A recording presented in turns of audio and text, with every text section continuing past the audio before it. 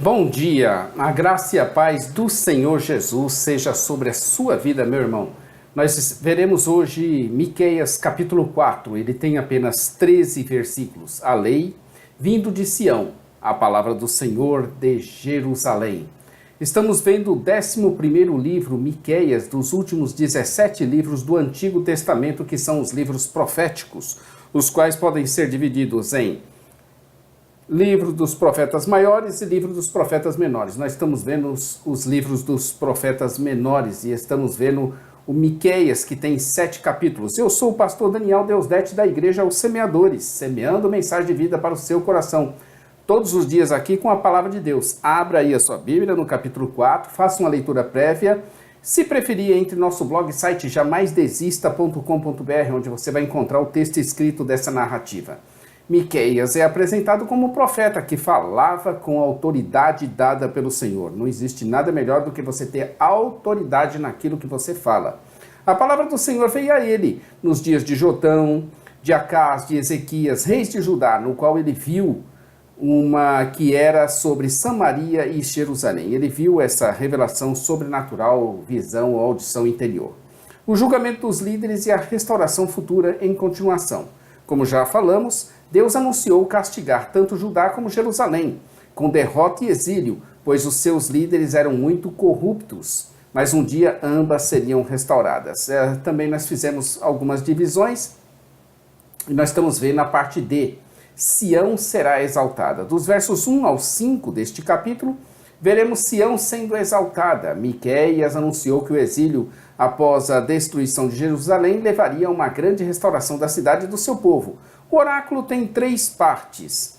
Uma introdução dizendo que a visão era para os últimos dias. Uma parte principal que consiste da visão de Sião estabelecida nos cumes dos montes, verso 1, e as nações afluindo, verso 1, para ela, a fim de conhecer a lei, verso 2a, e uma reflexão de que o mundo seria pacificado uma vez que a lei saiu do monte Sião, versos 2b até o 4a. E em terceiro, uma conclusão, incluindo a fórmula profética de que Deus gerou o oráculo, versos 4b, e uma resposta litúrgica do povo com a indicação de que tinham a intenção de obedecer à lei até que a profecia fosse cumprida, verso 5. O versículo começa com a expressão nos últimos dias, uma expressão que aponta para uma nova época que começaria após o povo de Deus ter sido restaurado do exílio. A terminologia é derivada de Deuteronômio 4, verso 30. Quando estiverdes em angústia e todas essas coisas te alcançarem, então nos últimos dias voltarás para o Senhor teu Deus e ouvirás a sua voz. Onde Moisés descreveu o cenário do pecado, exílio e restauração nos últimos dias. O Novo Testamento ensina que os últimos dias começaram na primeira vinda de Cristo Jesus. Atos 2:7, Hebreus 1:2, e se cumprirão no novo céu e na nova terra. Apocalipse 21, Apocalipse 22.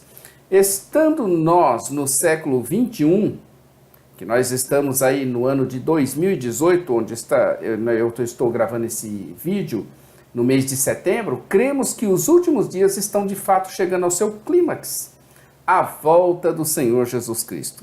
Juntamente com outros profetas do Antigo Testamento, Miqueias acreditava que a cidade e o templo seriam reconstruídos após o exílio. Mas o Novo Testamento explica que a maneira como o reino de Deus veio em Cristo mudou essa expectativa. Cristo incorpora o templo. João 2, 19 e 22. A igreja é o templo. 1 Coríntios 3, 16 e 17. Quando Cristo retornar, toda a criação será o lugar de habitação da presença especial de Deus. Apocalipse 21, versos 22 a 26. Os deuses pagãos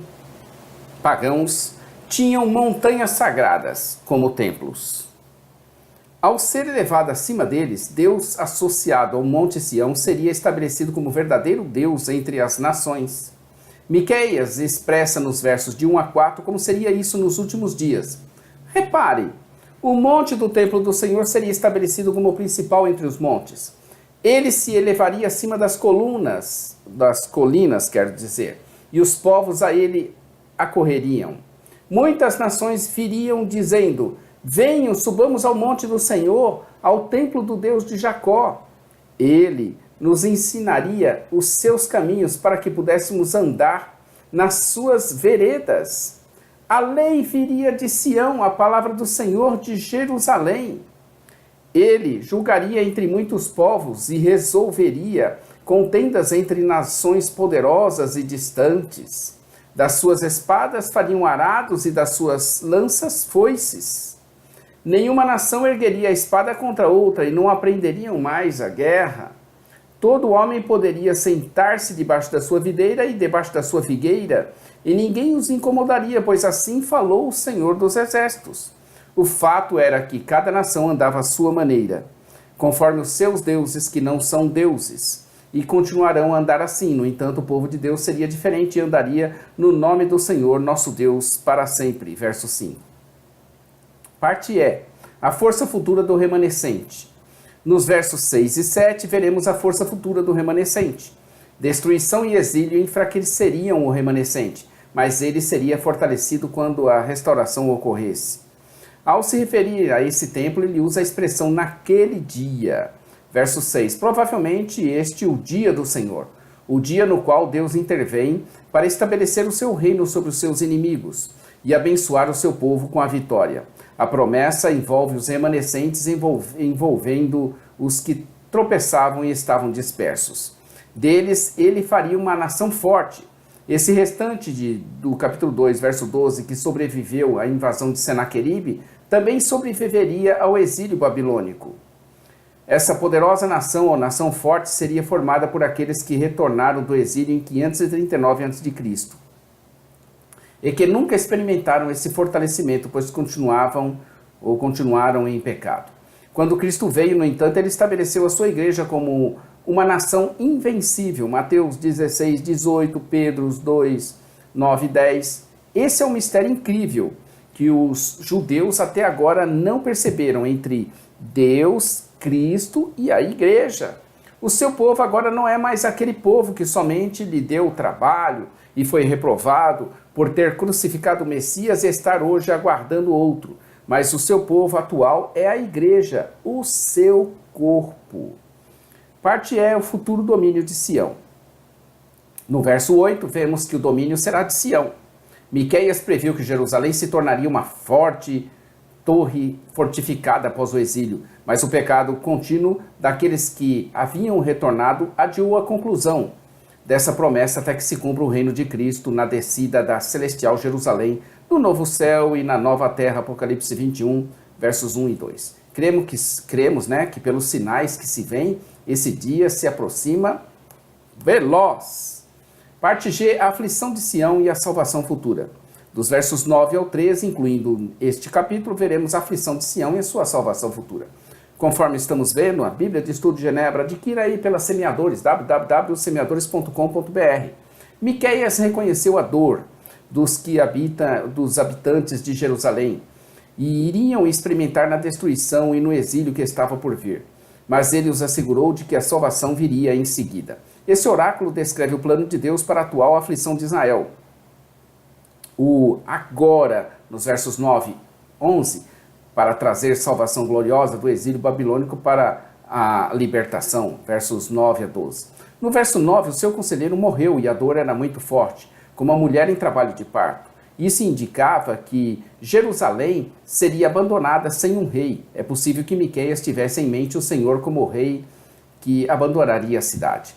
Da aflição presente, como a mulher que estava para dar à luz, o remanescente em Sião daria à luz a uma nova era, onde deixaria os seus muros para habitar em campo aberto, verso 10.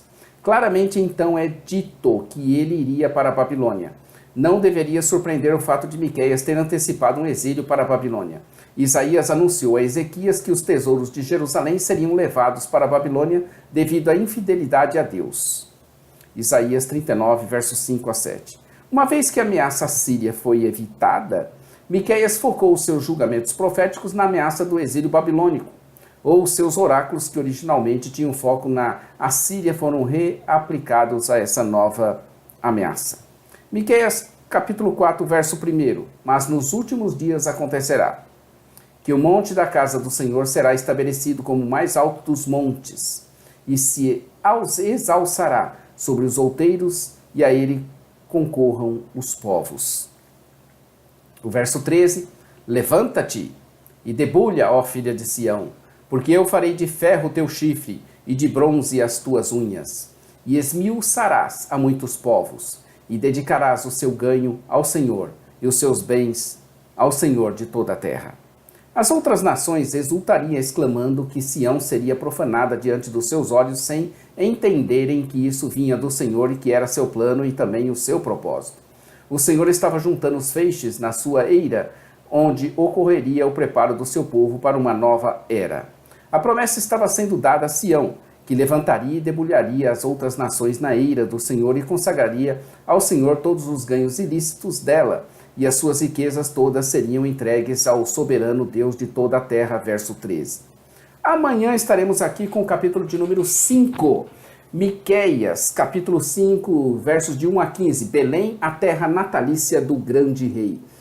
Inscreva-se no nosso canal, conheça nosso blog site, jamaisdesista.com.br, parte escrita está lá. Nossa loja virtual, ossemeadores.com.br, você vai encontrar muito material, inclusive a Bíblia de Estudo de Genebra. radio.ossemeadores.com, nosso programa de rádio, Momento Missionário, todos os dias. E às 15 horas, esse Momento Missionário é com o pastor Johnny Ramos, diretamente da Suécia. Nós fizemos um desafio aos missionários espalhados nos 4 cantos da terra, que enviassem um áudio para que nós colocássemos ele no nosso programa Momento Missionário pela manhã. Continuamos em aberto aí para os que desejarem assim e queiram participar. A todos um bom dia. Maranata, ora, ora, vem, Senhor Jesus. Deus abençoe sua vida, família e ministério. Em nome de Jesus, amém.